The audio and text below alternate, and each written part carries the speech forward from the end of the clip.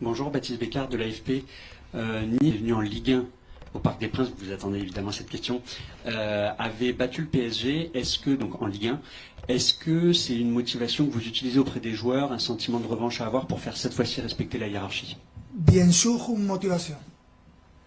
Ce n'est pas normal pour nous et on n'est pas habitué à ce type de résultats à notre maison et ce sera clairement une motivation pour le match de demain, mais en même temps, ce sera très difficile parce que ils sont dans un moment positif, ils ont changé leur dynamique. Et, bien sûr, il n'y a pas aucune équipe à les statistiques qu'ils ont. Bonjour coach, Adrien Chantevré du Parisien. Vous avez parlé après le match de Lorient d'un manque de rythme, Vitinha avait parlé d'un manque d'intensité. Pourquoi est-ce que c'est compliqué pour vous cette saison en Ligue 1 d'avoir la même constance que la saison passée, la même détermination? Parce que c'est la vie comme ça, c'est le football. Il ne faut pas être préoccupé sur ça. Je pense que si on parle de la Ligue, on a beaucoup de matchs pour améliorer ça. Bien sûr qu'on peut améliorer ça. Mais si on parle de la compétition en rapport à l'année dernière en Champions League, c'est tellement différent et c'est plus gratifiant pour nous d'avoir ces résultats. Mais nous cherchons de gagner chaque match, c'est notre mentalité et à la fin, qui va gagner la Ligue A, ce sera l'équipe plus régulière et plus régulière non seulement dans les premiers 10 matchs, sur la totalité des matchs. Et en ce moment, on est premier, il ne faut pas oublier ça, mais bien sûr qu'on peut améliorer notre performance. Bonjour coach, Arthur Perrault, RMC. On a donc appris via le communiqué médical la gravité de la blessure de Désiré. Est-ce que cette blessure-là, un peu surprise, alors qu'il revenait, qu'il y avait eu un long processus, vous invite à davantage de prudence en vue du match de demain? Et par exemple, un Ousmane qui revient lui aussi de blessure, est-ce que ça vous encouragerait à le laisser un peu de côté, le laisser encore mieux récupérer pendant cette rencontre? Merci. Pas de problème pour Ousmane et la blessure de Désiré Doué. On est préoccupé tous les jours de la santé des joueurs, mais ça forme partie du football professionnel et il faut accepter ça. Les joueurs professionnels, ils peuvent faire leur travail, mais les blessures, ça forme partie de la vie des joueurs. Et rien. Dans la gravité, je pense que ça a été positif parce que on cherche de récupérer tous les joueurs. En ce moment, c'est seulement lui. Ça a été dommage parce que ce n'est pas joli de voir un joueur blessé. Mais en ce moment, je pense qu'on récupère des joueurs et c'est très positif pour nous. Bonjour, Loïc Tanzi pour l'équipe. Justement, pour suivre cette question, est-ce que vous sentez chez vos joueurs un peu d'inquiétude aussi quand ils rentrent sur le terrain, de se dire est-ce qu'il faut pas que je me blesse aujourd'hui? Est-ce que vous sentez que dans les courses peut-être, il y en a qui en font moins? Est-ce que c'est une préoccupation pour eux? Non, non. Ce que je pense, c'est que tout le monde et tous les joueurs, il faut accepter ça comme une partie normale du métier. C'est comme ça, si tu penses à ne pas être blessé, tu ne peux être un joueur professionnel de quelqu'un sport.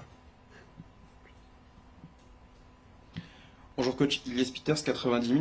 Un peu dans le prolongement de la question de mes confrères, ces derniers jours, Achraf Hakimi était au repos, vous lui aviez accordé quelques jours de repos, il a repris l'entraînement hier. Comment aviez-vous pris cette décision? Est-ce que c'était venu d'une discussion avec le joueur, avec votre staff? Et est-ce qu'on doit s'attendre à d'autres décisions de la sorte dans la saison? Merci. Bien sûr, je suis très ouvert en ce sens-là et je cherche d'améliorer la performance individuelle de chaque joueur et je suis ouvert à faire reposer quels que soient les joueurs de l'équipe. Et s'il a besoin de d'un petit peu de repos. Pour moi, ce n'est pas un problème. On a une mentalité, je pense, différente et je suis ouvert tout le temps à ça. Il y a un moment que les joueurs peuvent parler avec moi ou avec le staff pour essayer de prendre des repos, ou il y a des moments que nous pouvons offrir les joueurs pour se reposer. Mais ça dépend de chaque cas. Et en ce sens-là, ça a passé l'année dernière avec où je me rappelle avec un autre joueur. Il y a de ça avec Kiki et Ousmane, je me rappelle que ça a été polémique pour les journalistes comme d'habitude et rien. Je suis ouvert à offrir à mes joueurs quel que soit qu'ils pensent qu'on a besoin.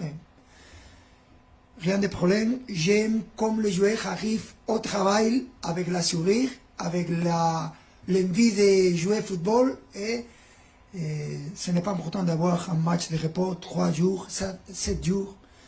Ce n'est pas un problème pour moi. Bonjour coach, Gina Diaris, Foot National. Qu'est-ce que vous pensez de Franquès, un entraîneur qui a souvent la recette pour prendre des points contre le Paris Saint-Germain? Merci. Je ne sais pas. C'est difficile de jouer contre lui. Et je me rappelle qu'on a fait les premières années contre lui parce qu'il n'était pas à Nice.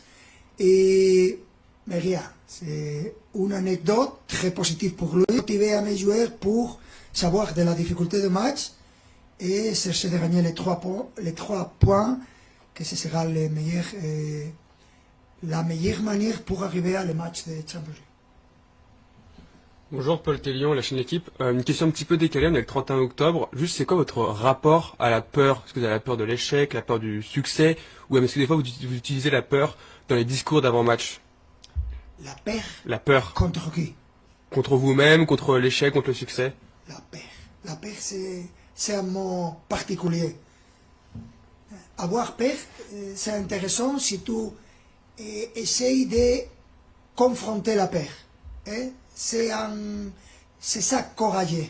C'est que pour nous c'est important de peur. Mais dans le monde du football, la peur c'est un mot mauvais, c'est un mot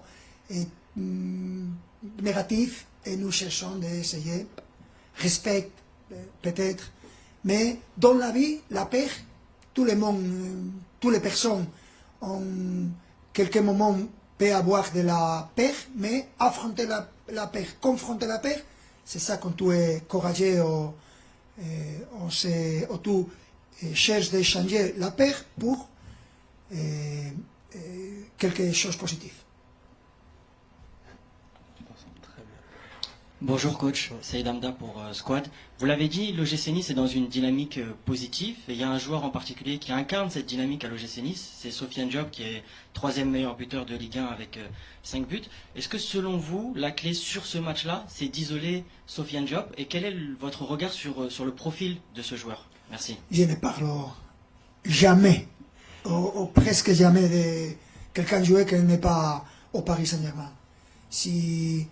Si on parle de Nice, Nice a commencé la saison non de manière très positive, mais les 3 derniers résultats, ils ont fait les résultats, ils ont de la qualité, et ils ont quelques difficultés dans la compétition européenne, mais ce que je dois penser à préparer les matchs de la meilleure manière, et on aura des difficultés, et ce sera un match serré, parce qu'ils ont été de cette manière les 2 dernières années,